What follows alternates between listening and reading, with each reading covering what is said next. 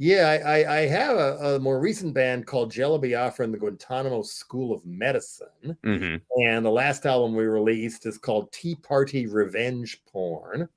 And it's not old man punk reminiscing about the scene. The lyrical and musical teeth are as sharp as ever. Maybe I've just been hanging out with people like Al Jorgensen of Ministry fame and some of them for too much. I'm not into the quieting things down and singing about being old, although I might do one song on that or something because I got enough really funny stuff for it. And Pansy Division won't write a song about me, but Wesley Willis did. Hmm. Things to take stock of when I turned 65 in the middle of June. So, and every damn, racketeer health plan, which I guess they all are in this country because of the way we're set up, is already sending me all this mail and stuff.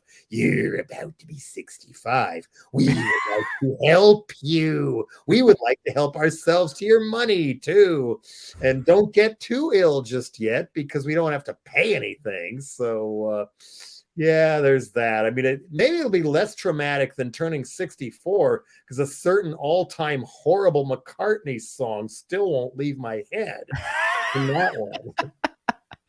Is that your least favorite McCartney tune?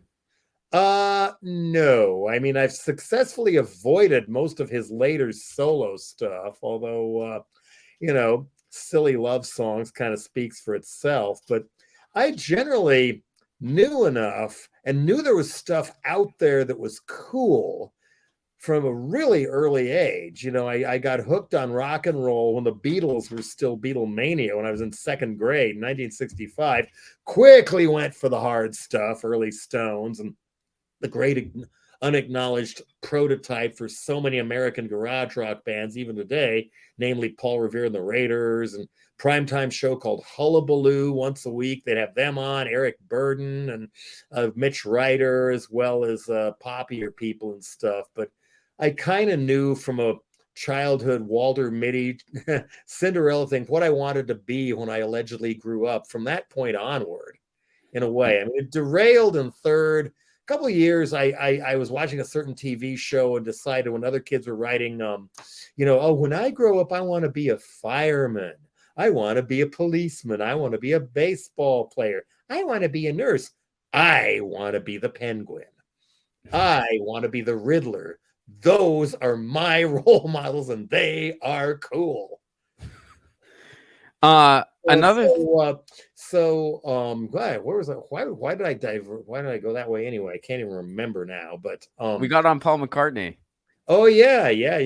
There's so basically, yeah, just kind of wasn't interested in what a lot of other people were, including a lot of other TV shows the kids watched because my parents controlled the TV. Never occurred to me to ask for another show, and none of them really sounded that interesting anyway. I did get annoyed when they wouldn't let me watch Star Trek because they thought it was too violent and they'd barely ever seen it. I mean, they were very, very much in the more peaceful liberal kind of thing, very anti-war, very anti-racist. And my dad got put through Korea and he knew how to shoot. He was a good marksman, although he refused to carry a gun in the war, but there were not guns in the house. Thus, none of my classmates ever died because I felt like shooting them. That's the best way to prevent all these school shootings is not let people have so many guns. We all know that. But yeah, and then by the time I was about 13, I discovered FM radio with the smoother DJs and got away from a lot of the pop stuff. But we're going to hear a new cut from the new Dave Mason album. And here's a new singer-songwriter called Elton John. And then there was really rocking stuff like, wow, Uriah Heep, this is pretty cool. Oh, yeah, Jethro Tull. Locomotive Breath. I'm going to go buy that record because I was allowed to have records finally, which my parents put off for a long time. But then I discovered the used record store, and there was one right near my high school, Trade a Tape and Records. They had a free box, so I just take everything every single day for 3 years just to see what it was. And Boulder, Colorado, where I grew up, was such a country rock, Scientology, jazz fusion hellhole at that point that a lot of the cool stuff wasn't just real cheap, but it was free. Okay, I paid 10 cents for Funhouse by the Stooges when that came in, sealed for a dime. best album I ever Sheesh. got in my life.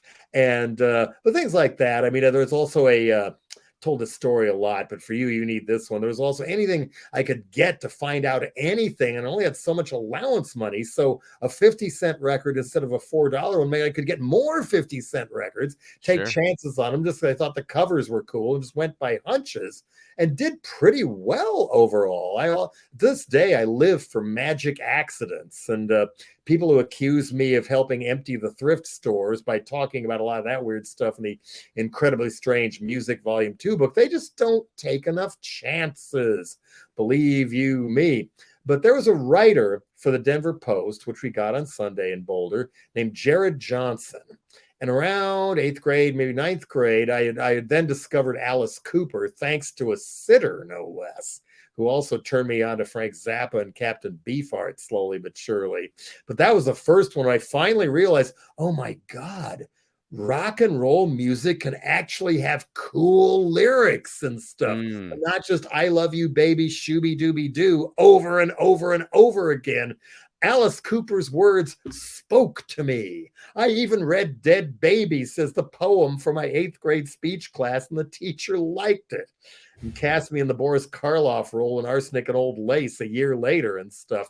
So, but then this Jared Johnson guy in the Denver Post turns out in the Sunday little culture artsy Sunday insert, he wrote capsule reviews of records, and guess whose side he was normally on?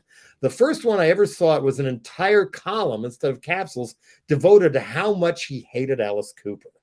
And I thought, oh, wow, cool. They're writing about Alice Cooper. What's the matter with this guy? He could probably write really pretty ballads if he wanted to. Who is this dude? But then it turned out he had encyclopedic knowledge of stuff he didn't like. Of course, he liked the Eagles. Of course, he liked Elton John. And of course, Paul Simon and the Bee Gees were the greatest composers of the 20th century. He actually said that. But he also would say things like, Black Sabbath is almost as bad as the MC5. Off to trade a tape I go. I gotta hear this band like now. Back in the USA, and I go, oh, this is a pretty good rock and roll album. Oh, here's another one that, oh, this is half price. The other one's 25 cents. Kick out the jams. That was the one that really changed my life. I hadn't gotten a hold of his Raw Power or any of the Stooges stuff yet, but that was that that was what I needed.